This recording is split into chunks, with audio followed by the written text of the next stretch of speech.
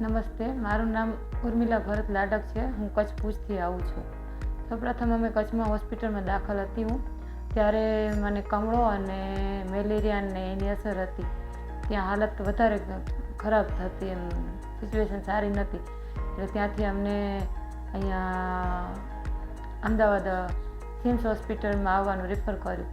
એટલે અહીંયા અમે આવ્યા. અહીંયા હું આવી ત્યારે શ્વાસ લેવામાં તકલીફ પડતી હતી અને મલ્ટી ઇન્ફેક્શન હતું ફેફસામાં, લીવરમાં અને લોહીના બ્લડના ટકા ઓછા હતા. એવું બધું પ્રોબ્લેમ હતી. 3 થી 4 દિવસ હું આઈસીયુમાં હતી અને પછી ધીરે ધીરે રિકવર થતું આવ્યું. એવી રીતે પછી મને જનરલ વોર્ડમાં શિફ્ટ કરવામાં આવી અને 10 દિવસે હું એકદમ વ્યવસ્થિત બરાબર થઈ ગઈ. તો સિમ્સ હોસ્પિટલનો અને વિપુલ ઠક્કર સરનો બંનેનો આભાર માનું.